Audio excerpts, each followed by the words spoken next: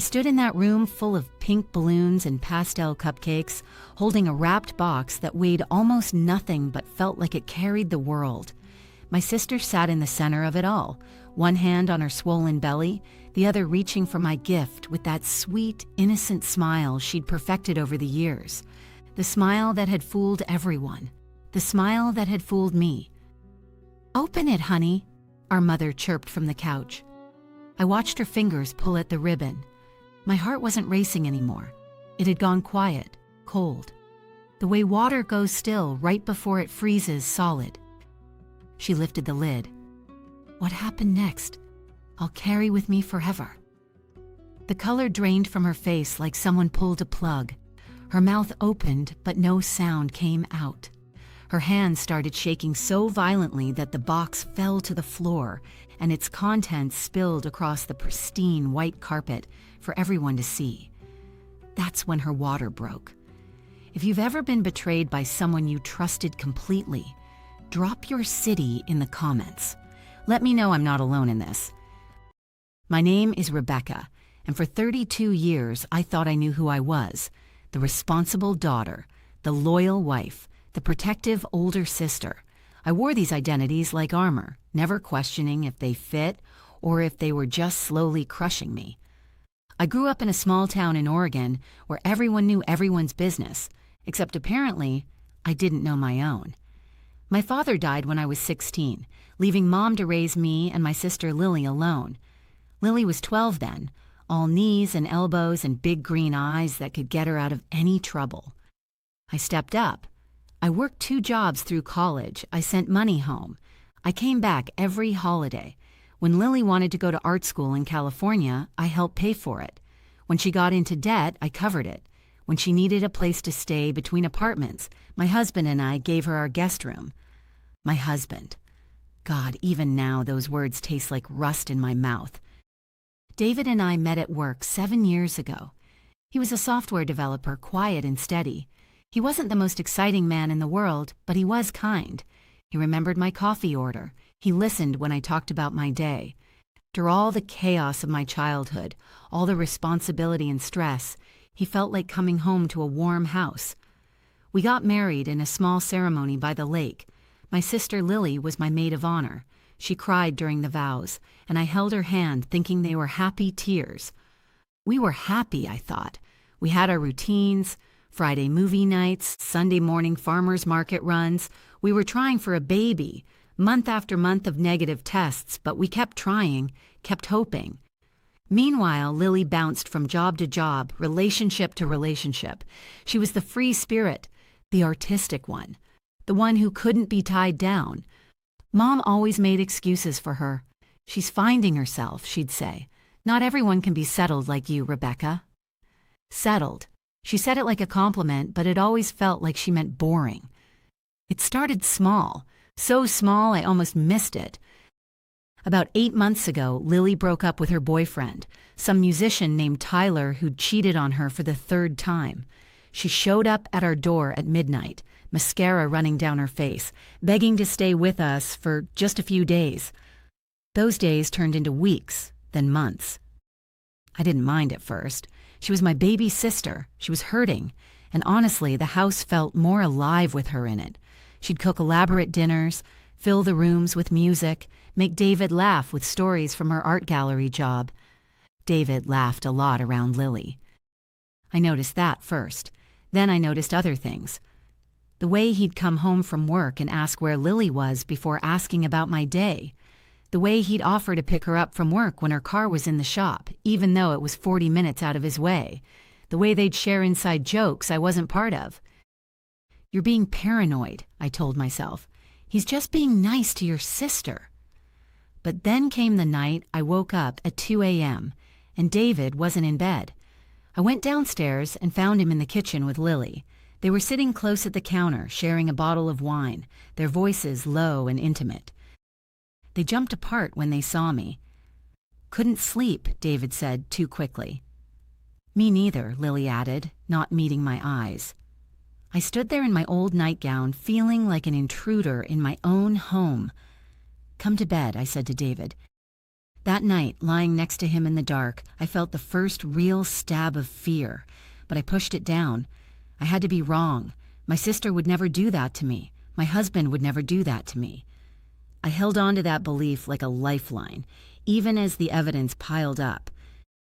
2 months later, Lily moved out. She said she'd found an apartment closer to work, that she was getting her life together. I helped her pack. I hugged her goodbye. I felt relieved and guilty about feeling relieved. Things with David should have gotten better. Instead, they got worse. He started working late. He was on his phone constantly, smiling at messages he wouldn't let me see. When we made love, he seemed distant, like his body was there, but his mind was somewhere else. Someone else. The trying for a baby stopped. He always had an excuse: too tired, too stressed, too much work. I threw myself into my job as a nurse at the pediatric hospital. I took extra shifts. I stayed busy. If I stayed busy, I didn't have to think about the hollow feeling in my chest. Then came Thanksgiving. We went to Mom's house. Lily was there, glowing in a way I'd never seen before. She hugged me tight and whispered, "I have news, but I'll tell everyone at dinner." At the table, surrounded by Mom's friends and our cousins, Lily stood up and announced she was pregnant. The room erupted in cheers. Mom started crying happy tears. Everyone rushed to hug her. "Who's the father?" Aunt Helen asked. Lily's eyes flickered to David for just a fraction of a second, just a heartbeat. But I saw it. "Someone special," Lily said, smiling mysteriously. "But he's not ready to go public yet. It's complicated." My blood turned to ice water. I looked at David. He was staring at his plate, his jaw clenched tight. I looked at Lily. She was radiant, accepting congratulations, one hand resting on her still, flat stomach. I excused myself to the bathroom and threw up. I'm not proud of what I did next, but when you're drowning, you grab onto anything that might save you. I started watching them, really watching. I checked David's phone while he was in the shower. It was locked with a new passcode I didn't know. He'd never had a passcode before. I drove by Lily's apartment at odd hours. Twice I saw David's car parked outside, once at 11 p.m. on a Wednesday, once at 6 a.m. on a Saturday. "Working early," he'd said that morning. "Server emergency." I contacted my friend Jessica, who worked in IT. I asked her how to recover deleted messages from our phone account. She gave me a program. She didn't ask why I needed it. It took me 3 days to get into the backup files. What I found destroyed me. Months of messages, hundreds of them, starting from when Lily was still living with us. "Can't wait until she goes to work tomorrow. I need to taste you again. Tell her you're working late. Come to my place. I think I'm falling in love with you. She's so boring, David. She doesn't appreciate you like I do. The baby is definitely yours. I haven't been with anyone else since Tyler. We have to be careful. We can't let Rebecca find out yet, not until we figure out how to tell her." I read every message in the dark living room while David slept upstairs in our bed. I didn't cry. I couldn't. I felt like something inside me had shattered so completely that there were no pieces left big enough to feel. They were planning to tell me, eventually, when the time was right, when it was convenient for them. My husband and my sister had been having an affair. The baby she was carrying was his, and they were both just waiting for the perfect moment to blow up my entire life. Here's what nobody tells you about betrayal at this level. You have to keep living. You have to get up and brush your teeth and go to work and smile at strangers and pretend that your entire world hasn't ended. So that's what I did. I didn't confront them. Not yet. I went to work. I came home. I kissed David hello and asked about his day. I texted Lily congratulations and asked how she was feeling. I went to Sunday dinner at Mom's and rubbed Lily's growing belly and exclaimed over baby names. And I planned. Every day I felt myself changing. The old Rebecca, the one who fixed things, who took care of everyone, who believed in fairness and honesty, she was gone. In her place was someone harder, colder, someone who understood that sometimes you don't get justice by being good. Sometimes you have to take it. I consulted a lawyer, a ruthless one named Ethel who'd handled my friend's messy divorce. I showed her everything. The messages. The photos of David's car at Lily's apartment, the timeline that proved the affair started under my own roof. Oregon is a no-fault divorce state, Ethel said, but adultery can still affect asset division and spousal support. Document everything. Don't let them know you know, not yet. I opened my own bank account and started moving money. Not all of it, I wasn't a thief, but half of our savings, half of the emergency fund, my half. I contacted a realtor about our house value. I gathered all our financial documents. I was methodical, calm. Every night after David fell asleep, I worked on my exit strategy.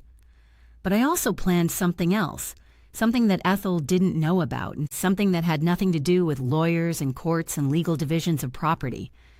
I planned to make them feel what they'd made me feel. In February, Lily announced she was having a gender reveal party. By then, she was 6 months pregnant, her belly round and obvious under her flowing dresses. "You'll help me plan it, won't you, Becca?" she asked over coffee. We were at our favorite cafe, the one we'd been coming to since we were kids. I smiled at her. "Of course, you're my sister. I'd do anything for you." The lie tasted like honey on my tongue.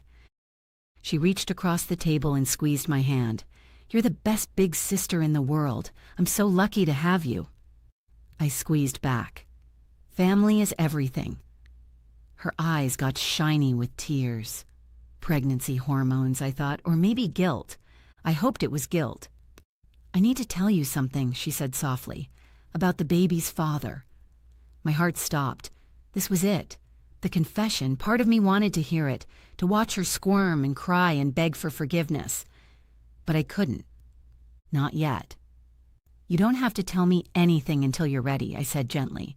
"I just want you to be happy." She looked relieved. "Soon," she promised. "After the party. Everything will make sense after the party." I nodded. "I can't wait." We planned the party together, Lily and I. We spent weeks choosing decorations, making lists, sending invitations. She wanted it at Mom's house, in the big backyard with the oak tree where we'd played as kids. Spring theme, she decided. Pastels and flowers and butterflies. Something magical. Magical, I echoed, making notes. She had no idea she was planning her own reckoning. I volunteered to handle the gifts. "You have enough to worry about," I told her. "Let me take care of the party favors and the gifts for you." "You're too good to me," she said.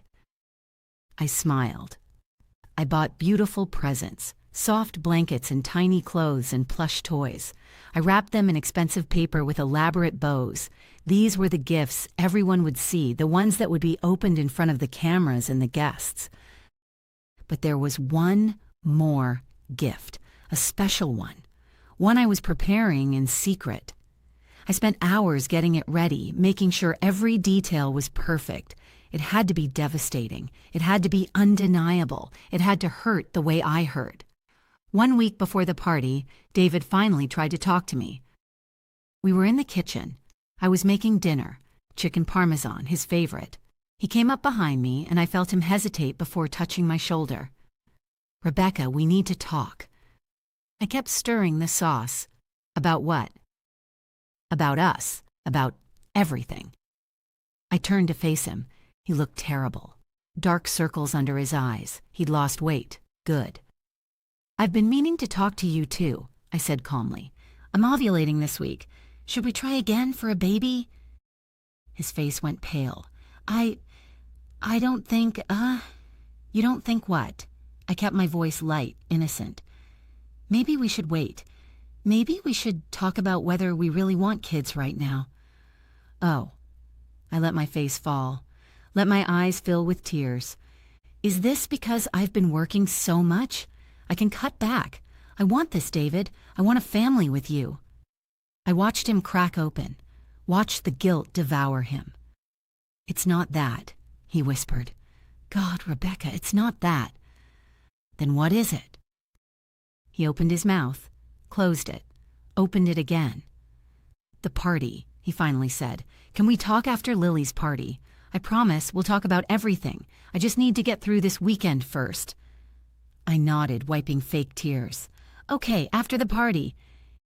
He hugged me, and I let him, feeling nothing but cold satisfaction. He thought he was going to tell me on his terms. He thought he could control this narrative. He had no idea. The day of the gender reveal party was perfect. Sunny and warm, with a light breeze that made the pastel streamers dance. Mom's backyard looked like something from a magazine. Pink and blue flowers everywhere. Tables laden with food. A banner that read, "Boy or Girl." The guests started arriving at noon. Family, friends, people from Lily's work. About 50 people total. Everyone excited, everyone happy. I wore a yellow sundress and a smile. I hugged everyone. I made sure the food was perfect. I took photos. I was the perfect older sister, glowing with love and support. David arrived late. He'd told Lily he had to work that morning, but that he'd come to the party because Rebecca's sister's event, playing his role. He stood on the opposite side of the yard, but I caught him watching Lily, his hand unconsciously moving to his phone every few minutes. Lily looked beautiful. She wore a white dress that hugged her pregnant belly. Her hair was done in soft curls. She was radiant, accepting congratulations and gifts, playing the happy mother-to-be. At 2:00, Mom clinked a glass. "Time for gifts."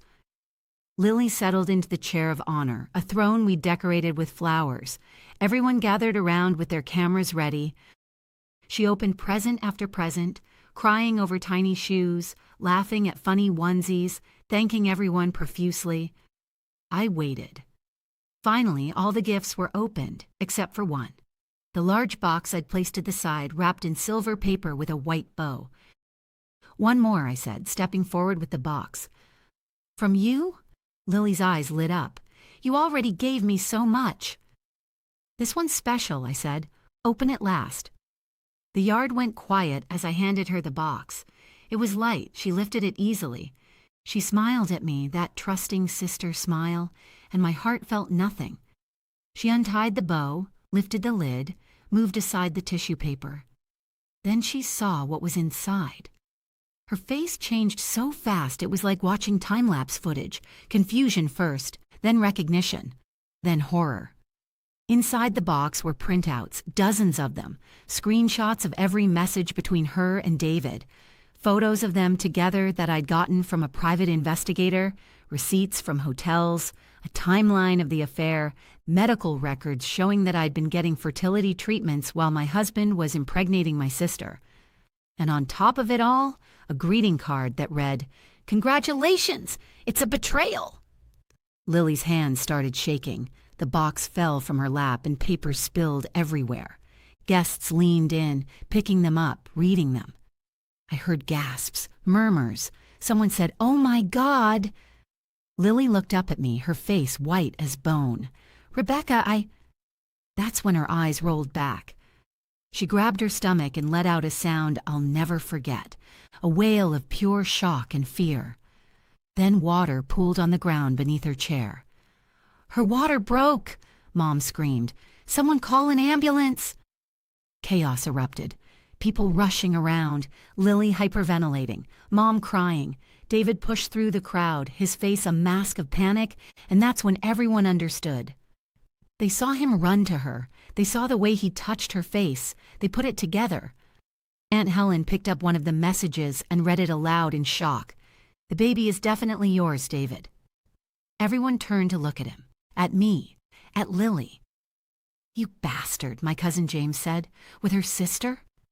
David's mouth opened and closed like a fish drowning in air. I stood perfectly still in my yellow dress, watching it all unfold. The ambulance arrived. Paramedics loaded Lily onto a stretcher. She was crying, reaching for David, but he stood frozen. "Go with her," I said to him softly.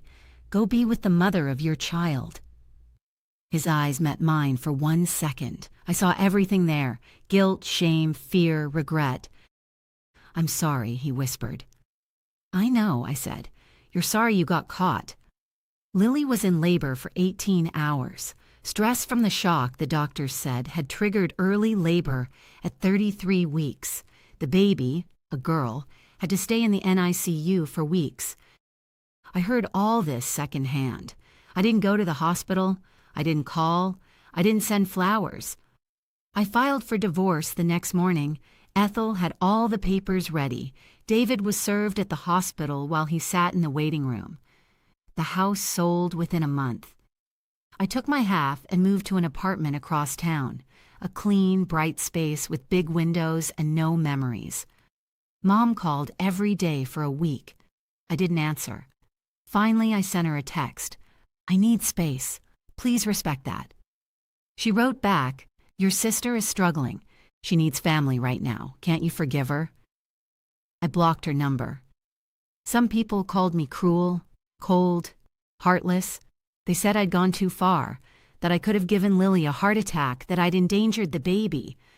But here's what those people didn't understand. I'd given Lily and David months to tell me the truth, months to come clean, months to show me even a shred of respect. They chose to keep lying. They chose to plan their little confession for after the party, which meant they were going to turn Lily's gender reveal into their relationship reveal. They were going to make everyone celebrate them while I played the gracious, understanding sister and ex-wife. The divorce took 6 months. David tried to fight it at first. His lawyer painted me as vindictive, cruel, mentally unstable. Ethel destroyed them. She presented evidence of the affair. She showed that David had been using our joint accounts to pay for hotel rooms and gifts for Lily. She demonstrated that he'd lied repeatedly, broken our marriage vows, and caused me severe emotional distress. The judge was a woman in her 60s who looked at David like he was something stuck to the bottom of her shoe. I got the house proceeds, half his 401k, alimony for 3 years, and a clean break. David tried to talk to me outside the courthouse after the final hearing. "Rebecca, please, I know I destroyed everything. I know I don't deserve your forgiveness, but we were together for 7 years. Doesn't that mean anything?" I looked at him, really looked at him, for the first time in months. "Those 7 years meant everything to me," I said quietly. "I would have given you anything, done anything for you. I loved you completely." His eyes filled with tears. "I loved you too. I still do. I got confused. Lily made me feel—" "Don't." My voice cut like glass. "Don't you dare make this about your feelings. You made your choice. You chose her. You chose to betray me in my own home with my own sister. You chose to let me go through fertility treatments while you were getting her pregnant. You chose to lie to my face every single day. I was going to tell you. When it was convenient, when you'd figured out how to make yourselves the victims and me the obstacle, I know. I read all your messages, remember?" He flinched. "You wanted me to find out on your terms," I continued. "You wanted to control the narrative. Well, I controlled it instead. I chose when and how and where, and if that makes me cruel, then I'm cruel. But at least I'm not a liar." I walked away and didn't look back. It's been a year now since the party. I heard through the grapevine that David and Lily tried to make it work for a few months. They moved in together, played house, pretended they were a real family. It fell apart by Christmas. Turns out, a relationship built on lies and betrayal doesn't have a solid foundation. Who knew? Lily moved back in with Mom. David moved to Seattle for a new job. They share custody of their daughter, Sophia, trading her back and forth like a piece of luggage.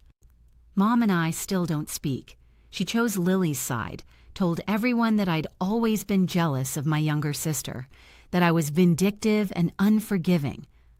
It hurt less than I expected. Maybe because I'd already lost her the moment she asked me to forgive Lily for sleeping with my husband. Some betrayals come from expected places. Some come from the people who should protect you. I lost my sister, my mother, my husband, my dream of having children, 7 years of my life. But I gained something too. I gained myself back. The new Rebecca doesn't fix everyone's problems. She doesn't sacrifice herself on the altar of family loyalty. She doesn't swallow her pain to make other people comfortable. The new Rebecca has boundaries. She has self-respect. She understands that forgiveness isn't a requirement, especially when there's no real remorse. 6 months ago, I met someone. His name is Thomas. He's a teacher at the elementary school next to the hospital. We met in the coffee shop between our buildings. He asked if the seat next to me was taken. I said no. We talked for 20 minutes, and I missed the start of my shift. I told him on our third date that I'd been married before, that it ended badly, that I had trust issues. He said, "Everyone has a past. I'm more interested in your present." We take it slow, really slow. But he's patient, kind. He doesn't push, he listens. And when I have bad days, when I see pregnant women and feel that knife twist in my chest, he just holds my hand and doesn't try to fix it. Last month, he introduced me to his daughter from his first marriage. She's 8, all freckles and missing teeth and opinions about everything. "Do you like my dad?" she asked me directly, the way kids do. "I do," I said honestly. "Good. He smiles more now. I like it when he smiles." Something cracked open in my chest, something warm. Maybe I don't get the family I thought I'd have. Maybe I don't get the sister, or mother, or husband, or biological children I dreamed about. But maybe I get something different, something real, something built on honesty instead of obligation. Maybe that's enough. 2 weeks ago, I got a message from Lily. It was long, rambling. She said she was in therapy, that she was working on herself, that she understood now how much she'd hurt me. She said she was sorry, truly sorry, and that she hoped someday I could forgive her. She said she wanted her daughter to know her aunt. I read it 3 times. I thought about all the ways I could respond, angry, dismissive, cruel. In the end, I wrote, "I'm glad you're getting help. I hope you find peace, but I can't have you in my life. Please don't contact me again." She wrote back immediately, "Please, Becca, I'm your sister. Family is everything. You used to believe that." I stared at those words I'd said to her at the coffee shop when she was about to confess, when I stopped her because I wanted to control the narrative of my own destruction. "I used to believe a lot of things," I typed back. "I used to believe you loved me. I used to believe family meant loyalty. I was wrong. You're not my family anymore. You're just someone I used to know." I blocked her number, blocked her on every platform, cut the last thread. And I felt light. Real revenge is messy and complicated, and it doesn't fix the hole in your chest. It doesn't give you back what was stolen. It doesn't turn back time or undo the pain. What happened at that party didn't make me feel better. Not really. In that moment, watching Lily's face crumble, watching the water pool beneath her chair, watching everyone realize the truth, I didn't feel triumphant. I felt empty. Because revenge is just truth delivered at the worst possible moment. And truth, no matter how deserved, still destroys things. It's a bomb that doesn't discriminate. But here's what I don't regret. I don't regret taking my power back. They wanted to tell me on their terms, when they were ready, when they'd figured out how to make it hurt less for them. They wanted to control my pain, portion it out in manageable doses, ask me to be understanding. I refused. I said, "No, you don't get to manage this. You don't get to make this comfortable for yourselves. You don't get to ask me to be the bigger person while you're still standing on my back." The revenge wasn't making her water break. That was just shock, just biology, just consequences. The real revenge was refusing to protect them from the truth they created. The real revenge was refusing to carry their shame for them. The real revenge was choosing myself first, finally, after years of choosing everyone else. And that's what I want you to understand if you're reading this, if you've been betrayed, if someone you love has broken you into pieces and then asked you to clean up the mess. You don't owe them your silence.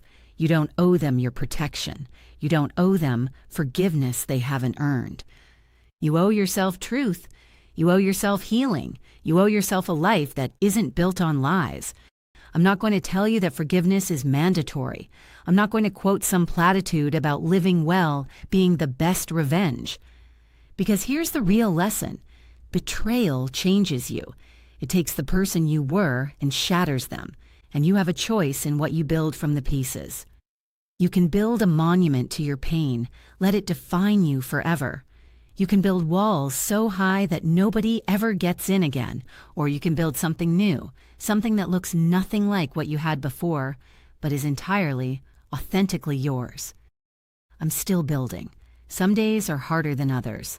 Some days I see a pregnant woman and feel the loss all over again. Some days I miss my sister, not who she is, but who I thought she was. But I'm building a life where the foundation is solid, where the people in it have earned their place, where I don't set myself on fire to keep anyone else warm. That's the moral, if there is one. You teach people how to treat you. For years, I taught everyone that I would accept anything, forgive anything, sacrifice anything. I taught them that my pain didn't matter as much as keeping the peace.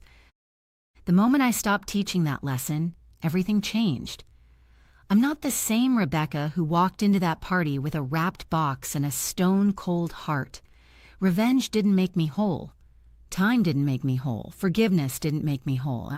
I made myself whole by choosing every single day to build a life worth living, a life where I matter, where my feelings matter, where betrayal has consequences and trust must be earned. If you're in the thick of it right now, if someone has betrayed you and you're wondering what to do, how to survive, whether revenge is worth it, I can't answer that for you. But I can tell you this: whatever you do, make sure you're doing it for you. Make sure it serves your healing, not just their punishment. Make sure that when the dust settles and everyone else has moved on, you can look in the mirror and recognize the person looking back. That's the real victory, not the moment they realize what they lost, not the moment they beg for forgiveness, not even the moment you refuse to give it. The real victory is the moment you realize you don't need them anymore, the moment their opinion of you becomes irrelevant, the moment you understand that their betrayal was about them, not about your worth. I'm there now.